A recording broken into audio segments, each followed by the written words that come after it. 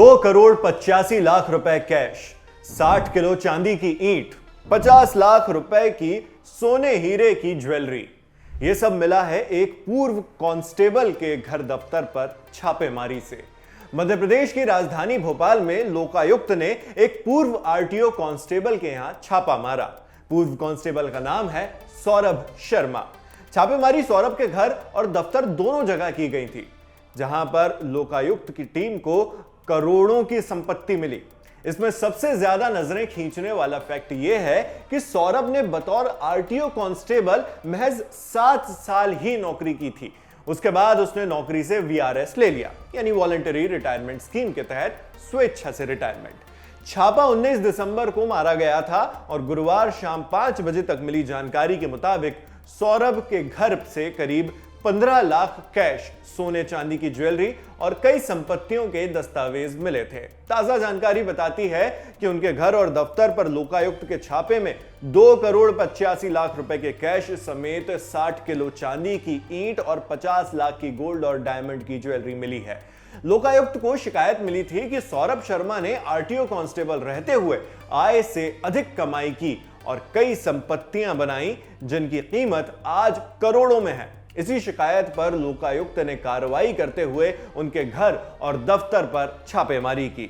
सौरभ शर्मा का घर भोपाल की अरेरा कॉलोनी में है। उनके घर और दफ्तर पर दोनों जगह लोकायुक्त ने एक साथ छापा मारा था, मगर छापे के दौरान टीम को सौरभ नहीं मिला।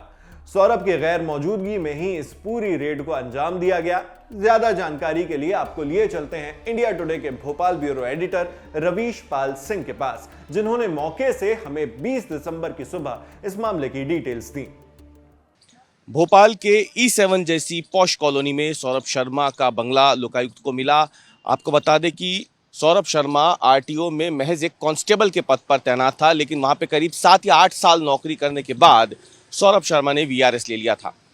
इसके बाद एडीजी जो है लोकायुक्त के, उन्हें शिकायत मिलती है कि सौरभ शर्मा ने अपनी नौकरी के दौरान करोड़ों रुपए की बेहिसाब संपत्तियां बनाई हैं। उसने काफ़ी रुपयों की कमाई भी की है और ये शिकायत के आधार पर लोकायुक्त की टीम जो है वो भोपाल के E7 में पहुंचती है।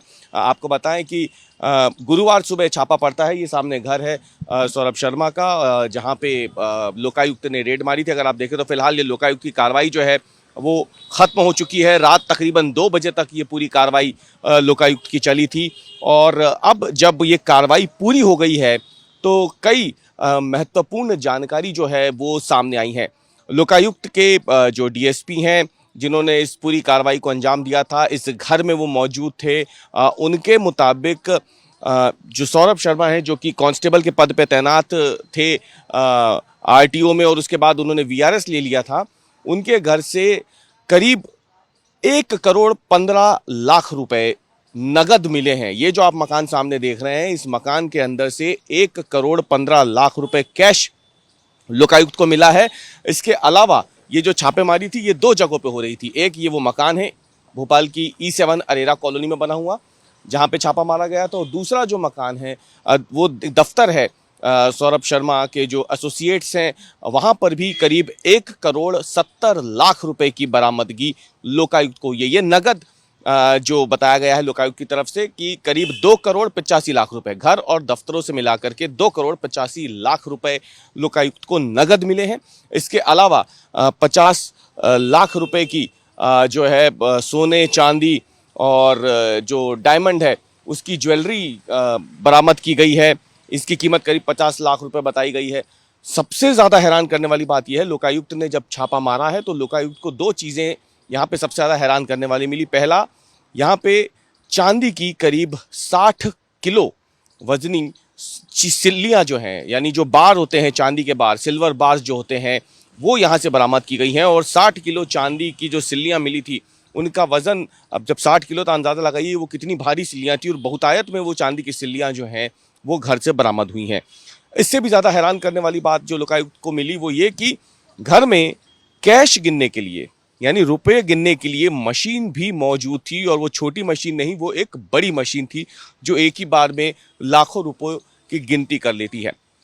फिलहाल सौरभ शर्मा के जो परिवार वाले हैं वो घर के अंदर मौजूद हैं। लोकायुक्त की रेड जो है वो पूरी हो चुकी है और इसके बाद जो इन्वेंट्री है वो लोकायुक्त ने बना के अपने मुख्यालय को भेज दी है।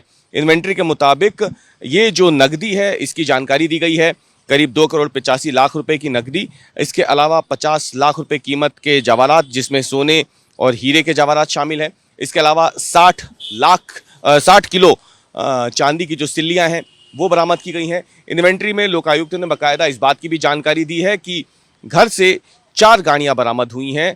हालांकि उन्हें जब्त नहीं किया गया है, लेकिन इन्वेंट्री में उसे शामिल किया गया है। उन गाड़ियों में से एक लग्जरी गाड़ी है रेंज रोवर की डिस्कवरी, जिसकी जानकारी दी गई है लोकायुक्त की तरफ से उस इन्वेंट्री में, जो कि आगे चालानी कार्रवाई में इन्वेंट्री में पूरा जो आंकड़ा होता है वो दिया जाता है। सबसे बड़ी बात यह है कि लोकायुक्त ने जो रेड मारी है वो जिस शिकायत के आधार पर मारी थी, वो शिकायत ये थी कि दरअसल सौरभ शर्मा ने ये जो नौकरी की है वो बहुत कम साल के लिए की है। 7 या 8 साल की ही कुल जमा नौकरी रही थी। सौरभ शर्मा के पिताजी जो है वो आरटीओ में पदस्थ थे, उनका निधन हो जाता है।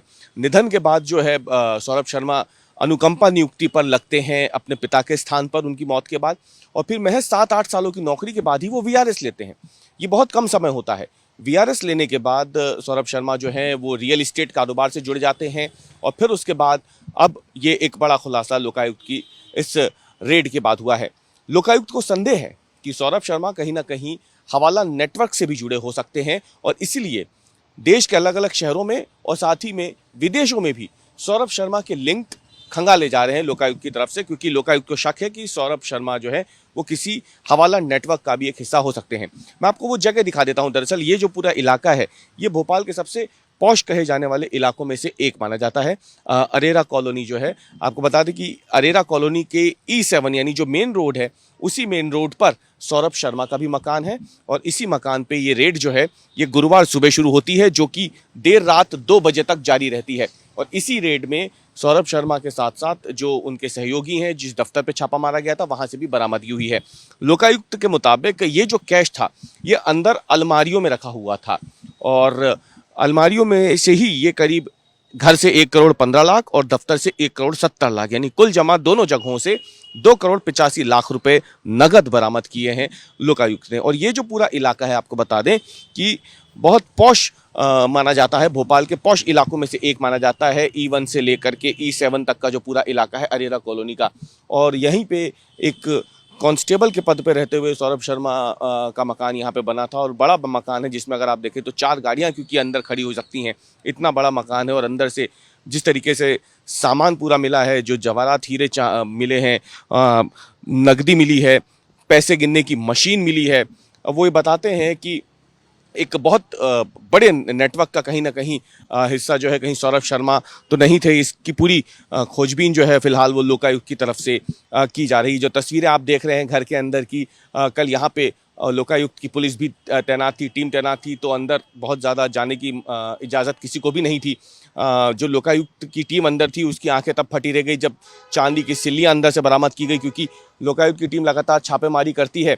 तो जब बात सोने और चांदी की आती है तो वहाँ पे जवाहरात मिलते हैं, ज्वेलरी ज़रूर मिलती है, लेकिन चांदी की सिल्लियाँ जो हैं या सोने की सिल्लियाँ मिली हों, ऐसे मामले बेहद कम सामने आ पाते हैं। अगर आप देखें भी तो घर में आप देख सकते हैं बड़ा सा बगीचा है, एक बड़ा बरामदा है और एक आलीशान एक बंगला जो है वो आपको दिख जाएगा ये E7 इलाके में भोपाल के। फिलहाल लोकायुक्त की टीम ने जो है वो इन्वेंट्री तैयार करके मुख्यालय को भेज दी है। मुख्यालय इस पे आगे की जो है वो जाँच करेगा। सबसे बड़ी बात ये है कि जब लोकायुक्त की टीम ने सुबह रेड की थी गुरुवार को, तो यहाँ पे सौरभ शर्मा जो है वो नहीं मिले। सौरभ शर्मा की जो माँ हैं वो अपने घर पे मौजूद थी, उनके परिवार के दूसरे लोग मौजूद थे, लेकिन सौरभ शर्मा उस समय जब रेड मारी गई तब घर पर मौजूद नहीं थे और अभी भी सौरभ शर्मा कहाँ हैं इसकी जानकारी नहीं मिल पाई है।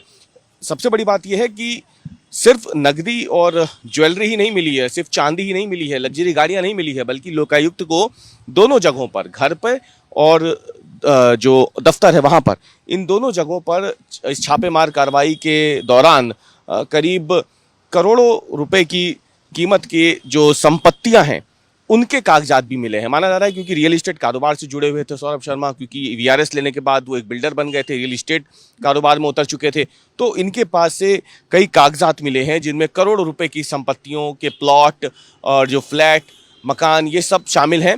फिलहाल उसकी जानकारी ली जा रही है कि क्या ये बेनामी संपत्तियों से अर्जित कोई आय है, या फिर क्योंकि रियल एस्टेट का कारोबार है तो वो कागजात इन्हीं के हैं, किसी के हैं, क्या ये सभी संपत्तियां बेनामी हैं। ये जानकारी फिलहाल जो है इसकी जांच की जा रही है, क्योंकि ये संपत्तियां क्या सौरभ शर्मा की ही हैं या फिर वो किसी और की हैं। क्योंकि रियल एस्टेट कारोबार से जुड़े हैं तो कई तरीके के कागजात जो हैं वो रियल एस्टेट कारोबारी के यहाँ होते हैं। फिलहाल इसकी जांच जो है वो लोकायुक्त की टीम कर रही है। अब तक लोकायुक्त के छापे में पिछले कई सालों में अगर देखा जाए तो कई बड़े अधिकारी कर्मचारी जो हैं वो उसके लोकायुक्त के घेरे में आ चुके हैं, जिन पे जांच हुई और करोड़ों रुपए की संपत्तियां, नकदी, जवाहरात जो हैं वो अब तक बरामद तो किए जा चुके हैं। लेकिन सबसे बड़ी बात यह है कि इन पूरे एक्शंस के बाद, इन पूरी कार्रवाइयों के बाद जो आरोपी होते हैं जिनके घर से सब कुछ बरामद होता है, उनके खिलाफ कोई बहुत बड़ी ऐसी कार्रवाई नहीं होती है जो कि एक मिसाल बन सके।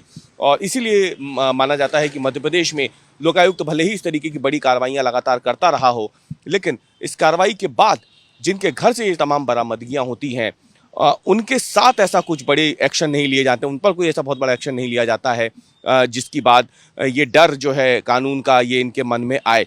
हालांकि आपको यहाँ पे ये भी बता दें कि सौरभ शर्मा के घर पे छापा जरूर मारा गया हो, लेकिन सौरभ शर्मा जो है वो वर्तमान में सरकारी कर्मचारी नहीं है, क्योंकि उन्होंने वीआरएस ले लिया था तो वो सरकारी नौकरी से पहले ही बाहर आ चुके हैं। करीब 1 से 1.5 साल हो चुके हैं, 2 साल के आसपास का लंबा समय हो गया है जब सौरभ शर्मा ने वीआरएस ले लिया था, और वो पिछले 2-1.5 सालों से रियल एस्टेट कारोबारी के तौर पर ही अपना काम बनाने में लगे हुए थे।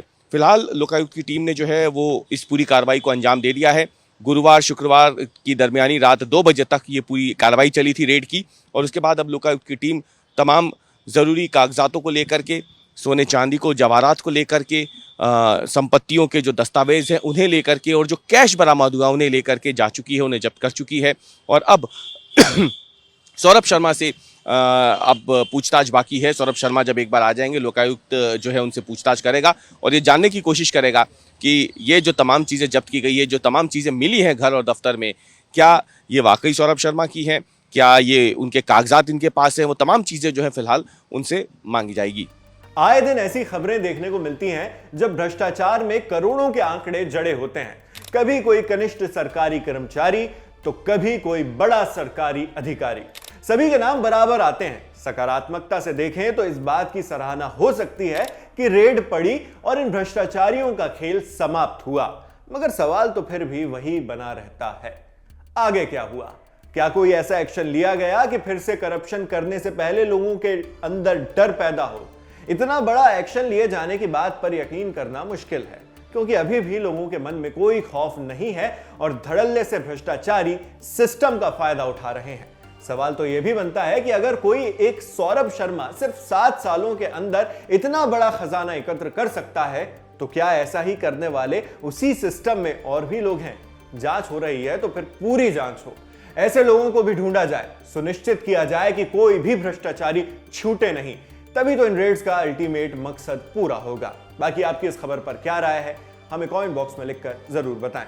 मेरा नाम है शेख नाविद, कैमरे पर मेरे साथ हैं मयंक, और जिन साथी ने इस वीडियो को एडिट किया है उनका नाम भी आप डिस्क्रिप्शन बॉक्स में देख सकते हैं। देश और दुनिया की खबरों के लिए आप बने रहिए दी लल्लन टॉप के साथ। शुक्रिया।